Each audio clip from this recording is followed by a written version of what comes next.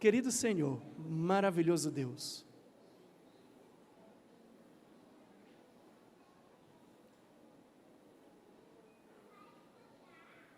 eu te agradeço, ó Pai, por termos a chance de poder vir à Tua casa e solenemente prestar um culto de louvor e adoração. Um culto que não prestamos porque é o Senhor que precisa. O Senhor nos pede, mas não precisa. Nós é quem precisamos te adorar, Senhor. Então nós te adoramos, ó Pai, porque ao contemplar a Tua face, somos curados, transformados, revitalizados, regenerados. Então por isso te agradecemos pela oportunidade de te adorar. Mas também pedimos perdão. Perdão pelos pecados, pelas rupturas, pelas escolhas, pelos pensamentos que foram contrários à Tua vontade. Que o Senhor nos purifique para que possamos estar diante do Teu altar e receber, Senhor, a Tua verdade. Assim como foi orado aqui, que seja a voz do Senhor e não a do homem falho, limitado e pecador que prevaleça aqui. Em nome de Jesus. Amém. Meus amigos, para quem me conhece sabe que eu sou professor e sou professor de física e tenho trabalhado muito nas igrejas, nas palestras que eu faço sobre temas relacionados a teologia, ciência, religião, filosofia. E hoje, para o Dia da Educação Adventista, eu trouxe uma temática que eu creio que ajudará muito a nós resolvermos muitos problemas que temos. Nós temos muitas situações, muitas más compreensões que nos levam a caminhos que conduzem a erros, e esses erros podem, inclusive, afastar as pessoas da nossa mensagem. Erros, preconceitos, visões distorcidas a respeito da ciência, a respeito de Deus, a respeito da educação. Inclusive, quando a gente ouve no nosso meio pais dizendo: não quero que o meu filho mergulhe nesse mundo da instrução, da universidade, da educação, porque isso vai afastá-lo de Deus. Porque esse é um mundo de ateus. E se ele começar a falar que gosta de ciência, e aí piorou. Porque ele vai entrar no mundo da ciência e isso vai afastá-lo de Deus. Porque ciência está de um lado, Deus, religião está do outro. E esse tipo de pensamento propaga a ideia... Opa, está funcionando aqui, pessoal? Ah, beleza. Esse tipo de pensamento propaga uma ideia de uma batalha. Quantos aqui já ouviram falar de que ciência e religião são opostos ou estão em conflito? Pois é, né? Pelas mãos aí vocês percebem como essa ideia se espalhou. Como essa ideia se disseminou. Ontem nós tivemos a oportunidade de ouvir o pastor Michelson Borges falar a respeito das fake news dentro do criacionismo, dentro do evolucionismo, notícias falsas que se espalham e que nós recebemos e que levamos à frente. E ele mostrou a nós que nós precisamos de dois elementos, para quem não lembra. Nós precisamos de ceticismo, por mais que a gente pense, poxa, ceticismo, sim, precisamos estar sempre atentos, duvidando daquilo que nós recebemos, mas uma dúvida saudável, que nos leva a refletir. E se nós chegarmos à conclusão de que aquele caminho é verdadeiro, eu devo acreditar. Então eu preciso da credulidade. É nesse sentido que a gente precisa esclarecer se realmente existe ou não essa batalha. E se ela existe, como eu vou lidar com ela? E se ela não existe, como é que eu vou lidar com isso? Para isso, eu queria começar falando aqui para vocês um pouco. Vamos falar aqui sobre essa batalha. Será que ela existe ou não existe? Quero falar um pouco através das citações de alguns cientistas famosos. Você está vendo aí O Steven Weinberg, Prêmio Nobel de Física, vejam o que ele diz. O mundo precisa acordar do longo pesadelo da religião. Qualquer coisa que nós, cientistas, possamos fazer para enfraquecer o domínio da religião deve ser feita. E isso pode, efetivamente, ser a nossa maior contribuição para a civilização. Pois é, segundo a visão desse cientista, a religião é um mal, é um pesadelo que precisa ser enfraquecida, apagada. E isso é um bem, fazer isso. Pensando de forma semelhante, um outro famoso professor de química de uma das melhores universidades do mundo diz assim: ciência e religião não podem reconciliar-se, e a humanidade deveria começar a apreciar o poder de sua cria e afastar todas as tentativas de acordo. A religião fracassou e seus fracassos permanecem o quê? Expostos. A ciência, com sua bem-sucedida busca de competência universal por meio da identificação do mínimo, o supremo deleite do intelecto, deveria ser reconhecida como a nossa rainha. Mas, adicionando a esse discurso, Richard Dawkins, professor da Universidade de Oxford, está na moda tornar-se apocalíptico acerca da ameaça para a humanidade apresentada pelo vírus da AIDS, pelo mal da vaca louca e por muitas outras doenças. Agora chegou a Covid, né? Mas eu acho natural argumentar que a fé constitui um dos grandes males do mundo.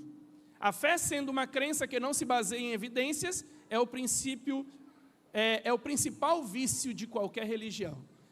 Ouvindo 3 eminentes cientistas e professores falar isso, a gente vai ou não aceitar a ideia de que existe um confronto, um conflito entre ciência e religião?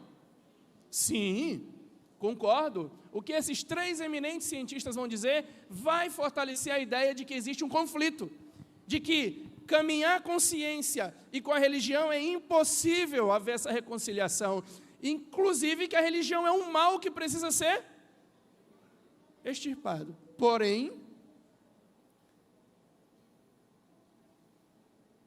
desculpa, eu me esqueci aqui de passar. Porém, o que Johannes Kepler, que descreveu o movimento dos planetas, que explicou o movimento de Marte, o que Johannes Kepler teria a dizer? Ele diz o seguinte: o objetivo principal de todas as investigações do mundo externo deveria ser o quê? Descobrir a ordem racional imposta sobre ele por Deus e revelada por ele a nós na linguagem da matemática. Johannes Kepler, um cientista, matemático, cristão, protestante, apresentou, hoje, se nós sabemos como os planetas giram ao redor do Sol, é graças a ele.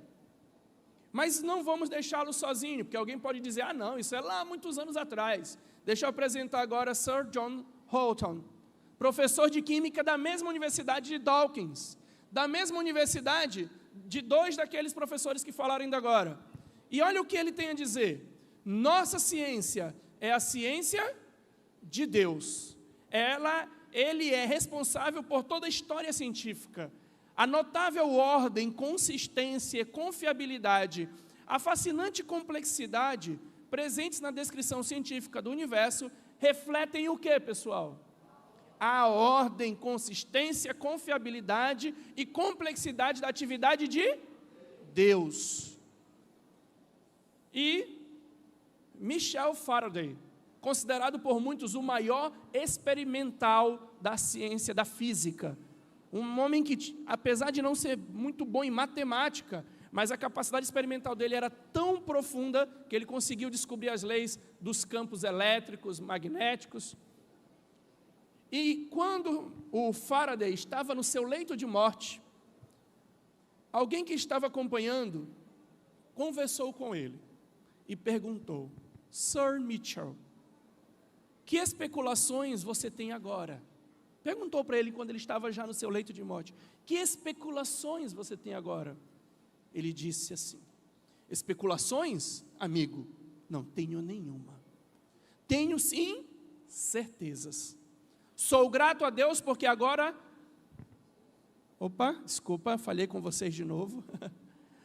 Sou grato a Deus agora porque descanso minha cabeça moribunda, não sobre especulações, porque sei em quem tenho crido, e estou certo de que Ele é poderoso para guardar o que lhe confiei até aquele dia.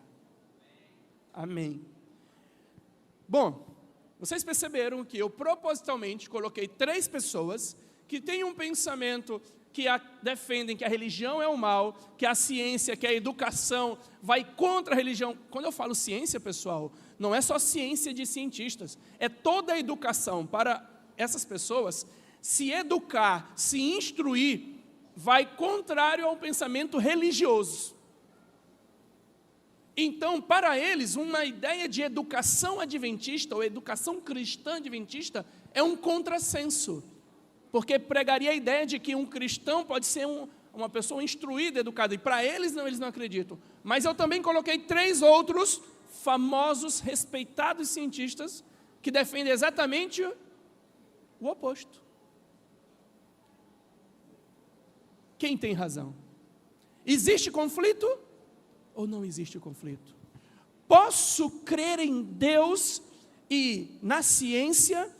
Posso crer em Deus e exercer o crescimento educacional, crescer intelectualmente ou não? Pode um cientista ser religioso? Ou essas 2 dimensões, a religião é oposta versus a ciência? O que você pensaria hoje, se eu te perguntasse depois dessa informação? É um conflito ou elas podem caminhar juntas? Vou lhe ajudar, como um cientista, como um professor de física, e como cristão adventista, eu me baseio em 2 coisas: dados e Bíblia. E eu vou mostrar os 2 casos para você ver e chegar à sua conclusão sobre isso. Quanto aos dados, eu quero compartilhar com você esse gráfico de pizza aqui. Se você estiver muito longe para ler, eu vou te explicar, não se preocupa. Essa é a minha especialidade, esse é o meu dom, explicar para as pessoas. Eu ganho dinheiro fazendo isso. Tá? Quero mostrar para vocês aqui uma pesquisa que foi feita com os ganhadores do Prêmio Nobel. Tá? Quem são ganhadores do Prêmio Nobel, para que todos entendam? O Prêmio Nobel é o prêmio mais prestigiado da ciência. Tá? Além de ter um valor financeiro muito bom. Eu não queria a medalha, mas o valor financeiro já cairia bem. Mais de $1 milhão, né, para você receber, é brincadeira. Mas é o seguinte, o Prêmio Nobel é o prêmio mais especial da ciência. Só os grandes nomes que construíram uma história e uma pesquisa de impacto mundial, histórico, conseguem obtê-lo. Isso é conhecido. E aqui foi feita uma pesquisa do ano, olha só, quase um século, 1901 a 2000. É uma pesquisa com muitos dados, muitos dados. E nessa pesquisa eles perguntaram sobre a religiosidade dos ganhadores do Prêmio Nobel. Qual era a visão religiosa deles? Deixa eu mostrar para vocês. Aí você vai ter os cristãos, os ateístas, agnósticos e livre pensadores. Acho isso engraçado, como se os outros não fossem livre pensadores. Os muçulmanos, outros judeus, budistas e hindus. Tá? Aqui é o total. Desse total, nós vemos aqui, bem coloridinho, ocupando aqui, ó, os budistas, 1,1%, os muçulmanos, ou seja, dos ganhadores do Nobel, apenas 1% era quem? Budista. Menos que 1% eram muçulmanos, menos que 1% eram hindus, e menos que 1% eram outras coisas. E dos ateus e agnósticos, aqueles que não têm crença em Deus ou religiosidade declarada, nada disso, 10% deles eram dessa linha de ateus. Por outro lado, 21% eram judeus. judeus. E enquanto isso, 65,5% eram o quê? Cristãos. 65 deles declararam publicamente que eram cristãos. Ou seja, vamos entender, de todos os maiores ganhadores do Prêmio Nobel, de todos os maiores cientistas que receberam o Prêmio Nobel, 65% deles eram cristãos. Como eu posso falar de que o pensamento científico rigoroso, educacional, é oposto ao cristianismo, quando 65% deles eram cristãos, e se eu juntar aos judeus, que apesar de não crerem em Cristo, mas creem no ser superior, inclusive no Antigo Testamento, em tudo isso, nós ocupamos quantos por cento? 86%. 86%. Mas eu tenho outro dado dessa mesma pesquisa que nos revela ainda algo mais interessante. O que, Rafael? Essa outra pesquisa aqui, ela te diz algo ainda mais forte. Pessoal, eu vou ajudá-los a decifrar esses dados aqui para você perceber uma coisa assim que, quando eu vi, me impactou profundamente. O que é que você está vendo aqui, Rafael? É a mesma pesquisa, certo? Só que aqui do lado são aqueles mesmos dados. Essa barrinha é o percentual de cristãos que ganharam o Prêmio Nobel. Aqui é o percentual de judeus, aqui são não filiados, ateus e tal, outros não filiados, beleza. E do lado aqui, do outro lado, você tem o percentual da população mundial. Todas as pessoas do mundo. Das pessoas do mundo, 31% são quem? Cristãos. Isso é um estudo. Vamos ver todos. Muçulmanos correspondem a quanto? 24%. Ateus correspondem a 16%. E aí você vai. E judeus correspondem a quanto? 0,2% da população mundial.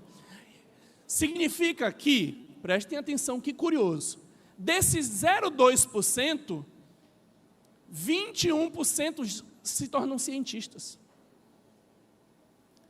Ou seja, desculpa, que não é que se tornam cientistas, é que o percentual da população geral tem mais gente judeu cientista do que judeu não cientista. E mais, qual é o percentual de cristãos na população geral? 31%. Qual é o percentual de cristãos que ganharam o Prêmio Nobel? 65%.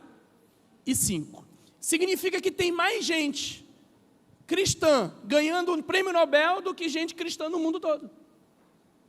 Isso significa que não é só que o cristianismo não atrapalha, é contrário ao exercício da ciência e da educação. Não, é mais do que isso. Significa que ele motiva a ciência, que ele estimula os cientistas, que ele movimenta a ciência. Então ele não é oposto, pelo contrário, ele é uma força que sustenta e motiva a ciência. Eu tenho uma palestra, numa outra oportunidade eu falo para vocês, ela é mais técnica na parte de história da ciência, mas mostra como os historiadores da ciência são unânimes em mostrar que a base da ciência moderna é a fé cristã. Então, com esses dados aqui, já era para resolver aquela pergunta inicial da palestra.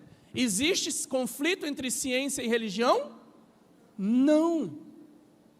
Pelo contrário, não só não existe o conflito, como existe um apoio, uma união, um fortalecimento. Entenderam? E aí explica o que o Phillips, Prêmio Nobel de Física, diz. Ser um cientista comum e um cristão comum parece-me perfeitamente o quê? Natural. Também é perfeitamente natural para muitos cientistas que conheço, que também são pessoas de profunda fé religiosa. Então, se a gente pensa assim, a fé religiosa é um mal? Não. A fé religiosa é um delírio, como Richard Dawkins disse? Não. A fé religiosa é um pesadelo, como outros disseram? Não. Não, não é, nunca foi. Ou ela é o ópio do povo, como Karl Marx dizia? Não.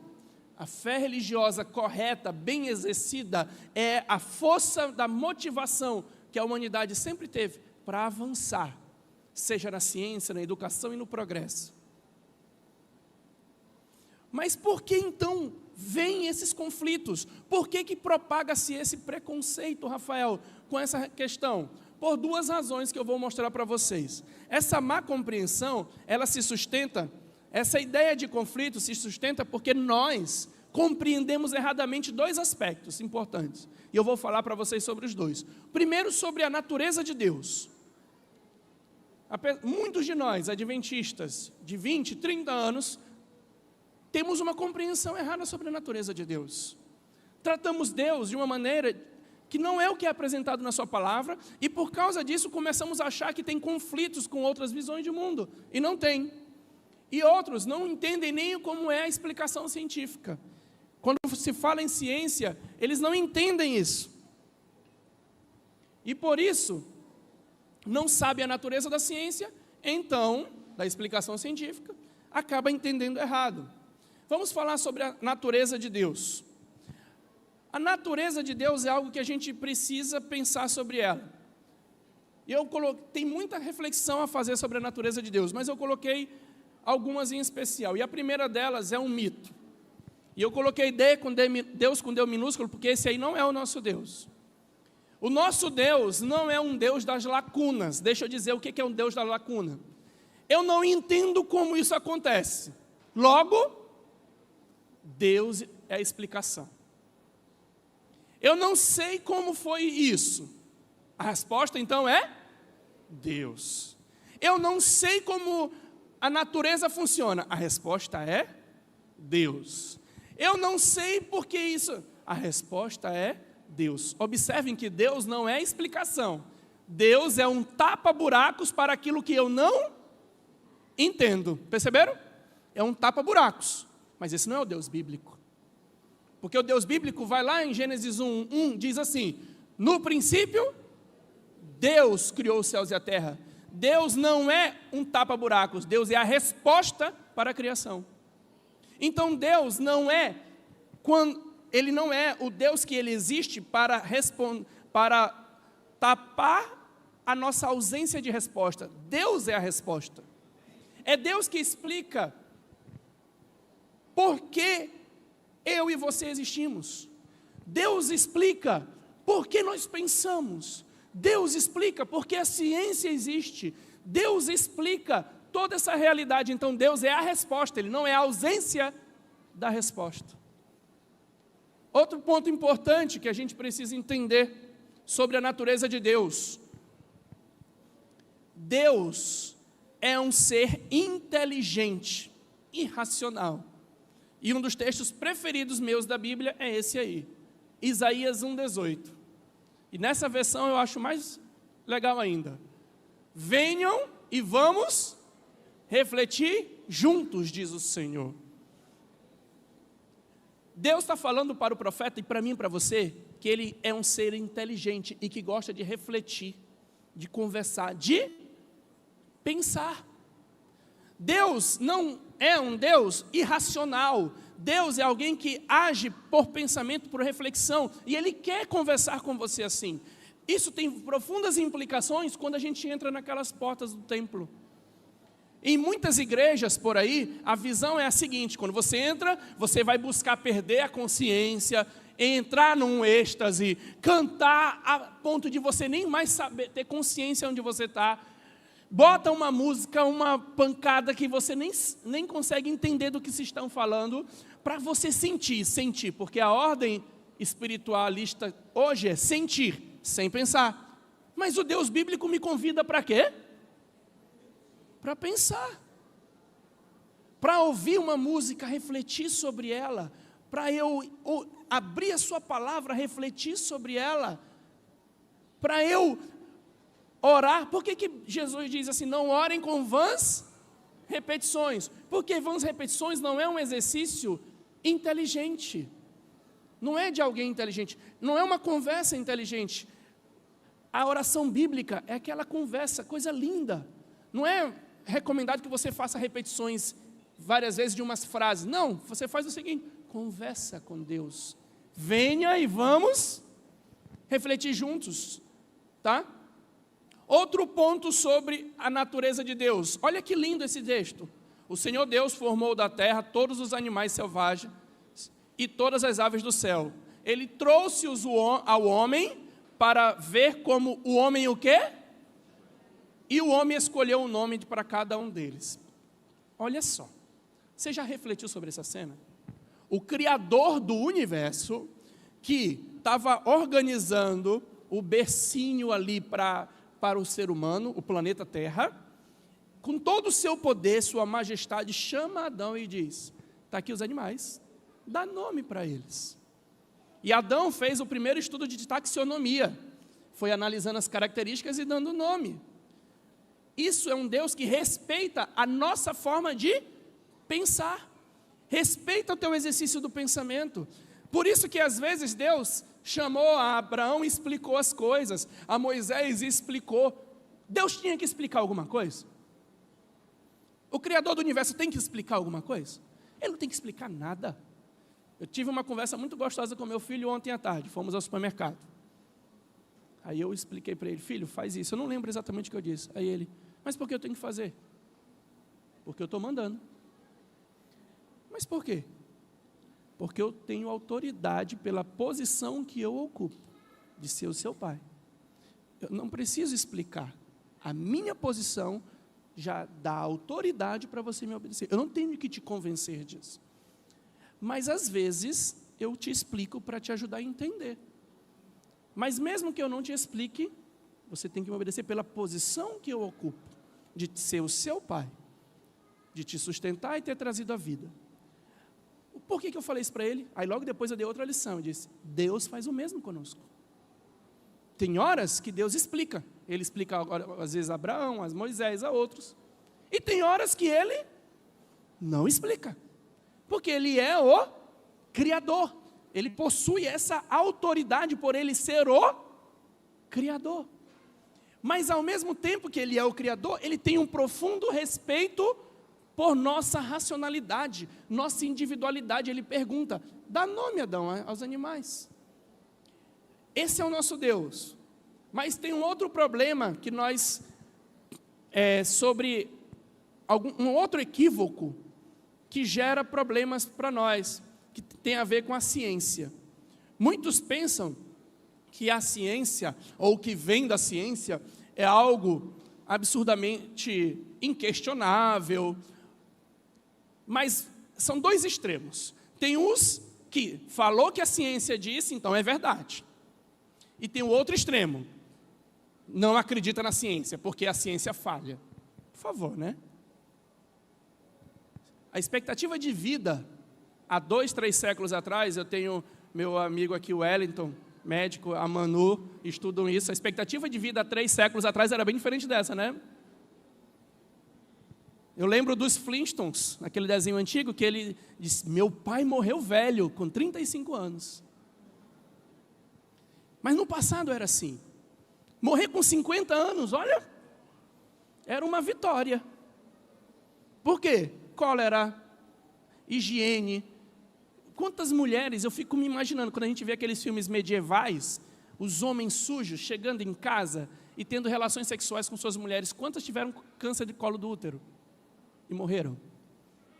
Mas aí a gente descobriu, graças à ciência, várias propriedades da natureza e do ser humano e criamos os sistemas de higienização, processos e conhecimento que fez a gente sair de uma expectativa de vida de 50 anos para 80, 90.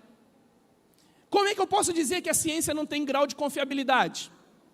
Tem. Mas isso significa que eu tenho que confiar em tudo? Não. Cabe como eu vou separar? Você, sua racionalidade, ler bem, separar as fontes. O Michelson falou sobre isso ontem. Uma coisa que a gente tem que entender sobre a ciência é que a base dela, por que ela é confiável, Rafael? Porque a base da boa ciência é o que a gente chama de método científico, onde ele observa um problema, ele chega a uma pergunta, um problema, ele propõe soluções, testa essas soluções para ver se são boas. Se elas são boas, ele permanece com ela. Se ela não é boa, volta para cá para novas proposições. Mas se ela é boa, ele apresenta os resultados para outros colegas que vão testar aquilo, e aí ele chega a conclusões e diz: serve. Esse método é o selo de garantia de que a ciência vai chegar a respostas confiáveis. Mas, às vezes, mesmo com esse método, há erros. Por exemplo, vamos pensar num detalhe. Um caso muito emblemático, e eu não vou entrar na polêmica, mas o caso muito emblemático é da vacina, que nós vivemos aí uma polêmica, principalmente no nosso meio religioso. Aí para você ver como a má compreensão das pessoas no sentido. Aí alguém chega e diz o seguinte: olha, não presta a vacina. Eu não estou falando dessa, estou falando, esquece a da Covid, vamos falar das anteriores. Aí você olha uma pessoa que tomou uma vacina daquelas antigas, poliomielite. Aí toma a vacina e a pessoa adoece e fica muito mal. E alguns chegaram a morrer. Vocês sabiam que pessoas morreram por causa da vacina da poliomielite? Morreram. Morreu. A vacina não presta. Viu? Não é assim que o método científico funciona. Todo mundo que produziu vacina sabia que havia um percentual que geraria problemas de saúde. Por quê? Porque o corpo humano é muito diferente. Tem similaridade, sim, claro, a maioria, mas tem características muito especiais. Tem uma pessoa que tem uma reação alérgica, tem uma pessoa que tem aquilo, aí a pessoa morre, beleza. O fato dela ter morrido não indica que a vacina não presta, indica que ela teve um problema. Agora, quantas pessoas morreram perto do total? Essa é a informação que a ciência quer. Se morreu 0,001%, aí eles aceitam o uso da vacina. E foi assim que houve a vacina da poliomielite e das outras. Não estou falando da Covid, porque tem uma outra especialidade no caso da Covid, que foi a velocidade com que ela foi produzida e outras questões a mais. Mas as antigas funcionaram assim. Isso significa que o método científico tem ou não um grau de confiabilidade? Tem. Mas quer dizer que sempre vai produzir verdades? Não. Porque tem dentro do método científico, tem pessoas que fazem de má fé. Por exemplo, tu abre um jornal, está lá: beba uma taça de vinho por dia. Revista científica diz que beber uma taça de vinho por dia... Ai, meu amigo, eu que sou de uma família de pessoas que quase não gostam, se eles leem uma reportagem dessa, viu, Rafael? Acabou. Aí você vai ler a reportagem e vai descobrir que não é o álcool, mas é uma substância que está contida na uva, que promove a limpeza do organismo. Então você não precisa do álcool, basta o suco da uva. Mas para eu chegar a esse ponto, eu tenho que ler, avaliar e julgar isso, exercer a minha racionalidade. Então, a ciência, muitas vezes, é conduzida por alguns comportamentos, sim, errados, mas eu tenho que avaliar. E isso gera alguns mitos e equívocos.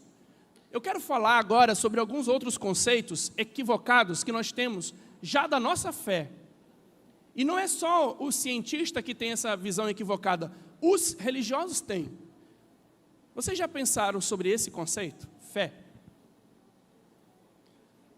Eu não vou perguntar para levantar a mão, mas quantos aqui já não pensaram que a fé é a firme crença em algo, independente de qualquer coisa? Eu simplesmente creio e sigo. Fica até bonito falando assim, né? Eu só creio sem base nenhuma, sigo.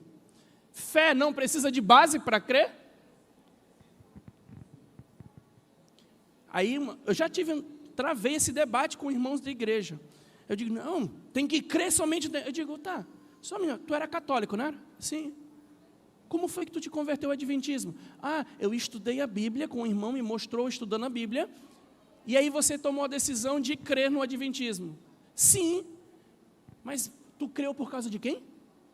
Da Bíblia. Foi por causa de nada? Não, foi por causa da Bíblia. Está aí. As suas evidências. Você usou a Bíblia. E com a Bíblia você chegou à conclusão sobre a sua fé. Aí depois que você chega a essa conclusão, tem momentos que você realmente vai dar uns passos, uns saltos. Só que eu gosto muito dessa imagem, mas tem uma que eu prefiro mais, que eu nem botei aí. Eu gosto muito daquela imagem do pai aqui, esperando, e os pais vivem muito isso, o filhinho está ali, você está numa piscina e diz, meu filho estava assim, na piscina, pequeno, eu digo, pula filho, pula filho. Ele pula. Ele não pula no colo de outro, ele pula só no meu colo. Se outra pessoa disser, pula filho, ele vai ter dúvidas. Mas eu digo, pula filho. Por que que no meu caso ele pula e no de outras pessoas ele não pula? Qual foi a experiência que o meu filho teve comigo antes? Que eu sempre cuidei e protegi ele. Com base nessa experiência, ele pode ou não crer naquilo que ele não está vendo ainda? Pode. Muita gente, ao olhar esse texto bíblico sobre a fé, diz, a fé mostra a realidade daquilo que esperamos. Ela nos dá convicção de coisas que não vemos. E é verdade, ela nos dá convicção de coisas que não vemos. Mas essas convicções vêm com base em coisas que nós vimos, que estavam no passado. Aí eu vou dar um exemplo máximo sobre fé. Quem é o maior representante de fé na Bíblia? Abraão. Olha, Rafael, Abraão teve fé cega. Deus disse, vai para Ur. E ele, sai de Ur, vai. E Abraão foi. Deu um impacto legal agora. Abraão foi. Eu tenho uma dica técnica, só deixar do jeito que estava. Então, diz, sai da tua cidade e vai. E Abraão foi. Foi só assim, gente? Foi só isso? Não. Eu pergunto, Deus e Abraão não tinham um relacionamento antes do momento que ele saiu? Tinham. Quantas evidências Abraão construiu de um relacionamento com Deus que deu a ele a fé para ele ir? Quantas vezes? Quantas vezes? Por exemplo, o sacrifício de Isaac. Abraão simplesmente creu, vou sacrificar meu filho. Olha, fé cega. Quem era o Isaac? Era o filho da sua velhice, que ele nem podia ter, que ele só teve porque Deus deu. Quantas evidências Deus construiu na vida de Abraão para depois dizer, exerça sua fé. Siga. Fé cega é um dos maiores venenos que nós temos na nossa visão religiosa. Aí diz, fé sem evidências. A Bíblia apoia essa ideia de fé sem evidências. Olha outro exemplo aqui, ó. Os discípulos viram Jesus fazer muitos outros sinais além dos que se encontram registrados no livro. Estes, porém, estão registrados para quê? Para que vocês creiam que Jesus é o... Para que os sinais estão registrados nos livros? Para que eles creiam. Então a fé em Jesus é ou não fundamentada em evidências? Sim. Alimente sua fé com evidências e ela cresça. E outro mito que existe na relação ciência e religião. Cientistas não têm fé. Irmão, cientistas não têm fé, só os religiosos têm fé. Deixa eu te contar uma coisa. Deixa eu ouvir os cientistas falando. A ciência só pode prosseguir se o cientista adotar... Está ruim o áudio aqui, tá? A ciência só pode prosseguir se o cientista adotar uma cosmovisão essencialmente o quê? Teológica. E esse aqui não é cristão. Ele diz, mesmo o cientista mais ateu, aceita como um ato o quê? De fé, uma ordem na natureza semelhante à lei que seja, ao menos em parte, compreensível para nós. Deixa eu te traduzir essas palavras difíceis que ele falou. É o seguinte, qualquer cientista que se propõe a estudar a natureza está supondo que a natureza possui uma regularidade, uma lei. E isso é um ato de fé, porque a ciência não prova que a natureza tem regularidade. A ciência não prova que a natureza tem leis, lei da gravidade, lei das cargas, não prova nada disso. A ciência descreve, ela não prova. O cientista assume que isso é verdade. Então, ele tem uma fé. Deixa eu te mostrar que um cientista famoso, chamado Albert Einstein, tem a dizer. A ciência só pode ser criada por aqueles que estão profundamente imbuídos da aspiração à verdade e ao entendimento. Essa fonte de sentimento, entretanto, nasce da esfera de quem? Da religião. A isso pertence também a fé na possibilidade das regulamentações. Resumo, ele diz aqui, a ciência sem a religião é manca, e a religião sem a ciência é cega. Ou seja, o cientista precisa crer, como um ato de fé, de que a natureza pode ser compreensível, para poder ele estudar. Porque nada prova que a natureza é compreensível. E o John Polkgord explica que a ciência não explica a inteligibilidade matemática do mundo, pois é parte da fé fundacional da ciência que isso seja. A ciência explica a natureza, ela só não explica por que a natureza pode ser explicada. E nós conseguimos. Thomas Nagel, filósofo ateu, olha o que ele diz. Antes de botar o que ele tem a dizer, deixa eu falar uma coisa para vocês. Sabe uma outra fé que nós temos, e essa aqui é pouco falada nas palestras por aí, é que você é capaz de entender a natureza. Quem te disse que tu é capaz de entender a natureza? Uma coisa é dizer que a natureza é compreensível. Outra coisa é dizer que tu consegue compreendê-la. Por exemplo, eu posso trazer um livro de física em russo aqui, e eu digo, esse livro é compreensível. Mas aí eu chamo o meu irmão aqui e digo, você consegue entender? Não, porque ele não entende russo.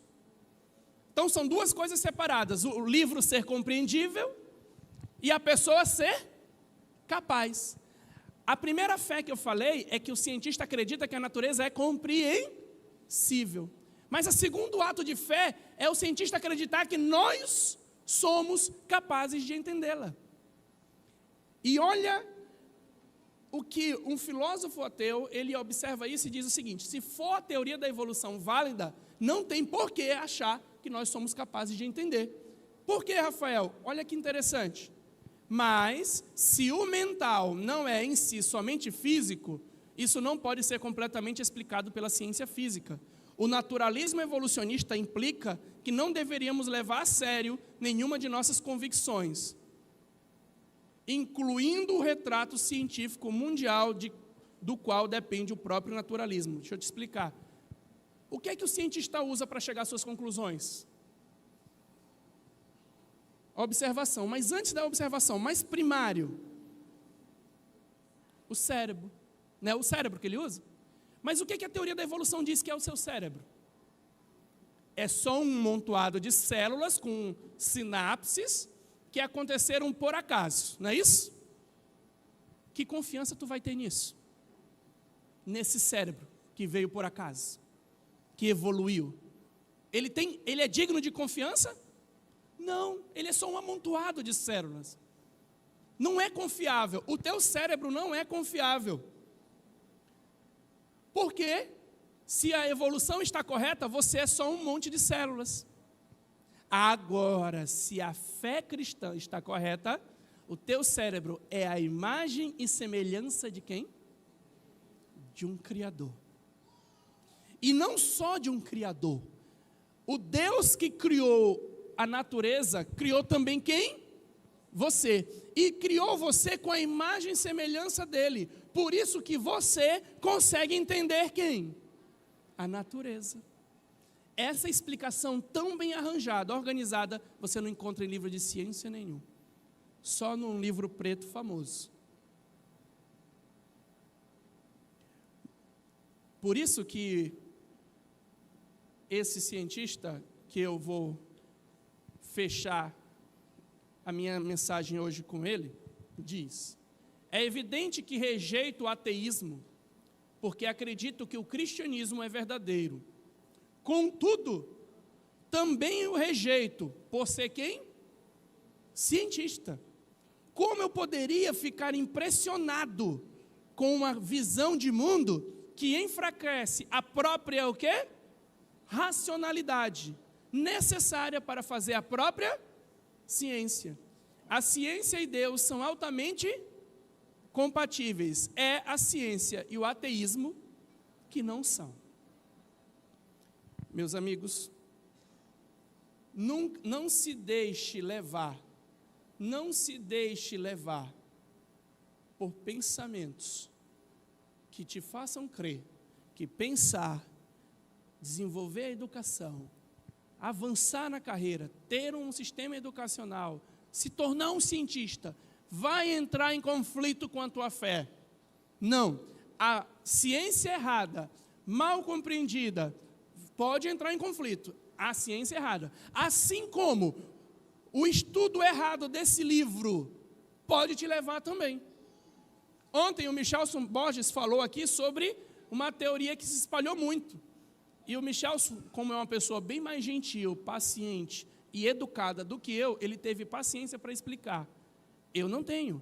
Sobre o caso de terra plana. Você não vai encontrar em lugar nenhuma palestra minha sobre terra plana.